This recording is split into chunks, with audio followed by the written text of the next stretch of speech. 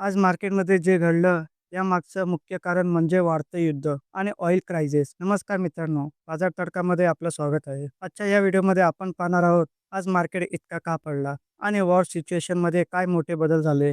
सर्वात आधी मार्केटबद्दल थोडक्यात माहिती घेऊ. आज सेन्सेक्स जवळपास 1700 पॉईंटने कोसळला तर निफ्टी 2% पेक्षा जास्त खाली गेला. मार्केटमध्ये एवढी मोठी घसरण होण्यामागचं मुख्य कारण म्हणजे वाढतं जिओपॉलिटिकल टेन्शन. विशेषतः इराण आणि इस्रायल युद्धामुळे इन्व्हेस्टर सेंटिमेंट खूप निगेटिव्ह झाला आहे. यामध्ये युनायटेड स्टेट्सचा इन्व्हॉल्वमेंट वाढत असल्यामुळे सिच्युएशन आणखी गंभीर होत आहे. आता सगळ्यात मोठा इम्पॅक्ट ऑइल प्राइजेस म्हणजेच मिडल ईस्टमध्ये चालू असलेल्या युद्धामुळे क्रूड ऑइल प्राइजेस $100च्या वर गेले आहेत. ऑइल महाग झाल्यामुळे भारतासारख्या इम्पोर्ट डिपेंडंट देशावर मोठा दबाव येत आहे. भारत जवळपास 85 ते 90% ऑइल इम्पोर्ट करतो. त्यामुळे इन्फ्लेशन वाढण्याची भीती निर्माण झाली आहे.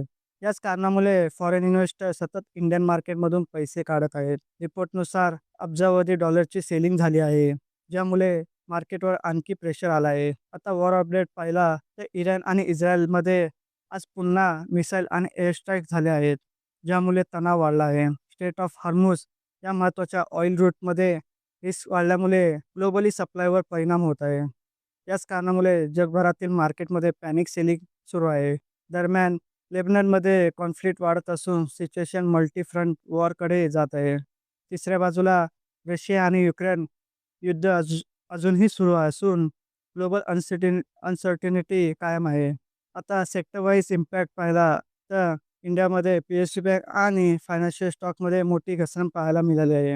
इन्व्हेस्टरने रिस्क कमी करण्यासाठी मोठ्या प्रमाणात सेलिंग केली आहे. रुपीज देखील कमकुवत झाला असून ऑल टाईम लो जवळ पोहोचला आहे. यामुळे इम्पोर्ट कॉस्ट वाढणार आणि इन्फ्लेशन आणखी वाढण्याची शक्यता आहे. एकूणच पाहता आज मार्केट डाऊन होण्यामागे 3 मुख्य कारणे आहेत. पहिलं कारण म्हणजे वॉर टेन्शन वाढणं आणि दुसरं ऑइल प्राइजेसमध्ये मोठी वाढ आणि तिसरं फॉरेन इन्व्हेस्टरची हेवी सेलिंग. आता पुढे काय होऊ शकतं? जर वॉर सिच्युएशन आणखी वाढली तर मार्केट अजून करेक्शन येऊ शकतो. पण जर टेन्शन कमी झाला तर शॉर्ट टर्म रिकव्हरी देखील पाहायला मिळू शकते. म्हणूनच इन्व्हेस्टर म्हणून सध्या घाबरून डिसिजन घेऊ नका, तर सिच्युएशन समजून घ्या.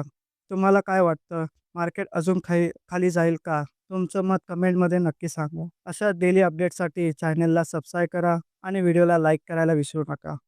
धन्यवाद.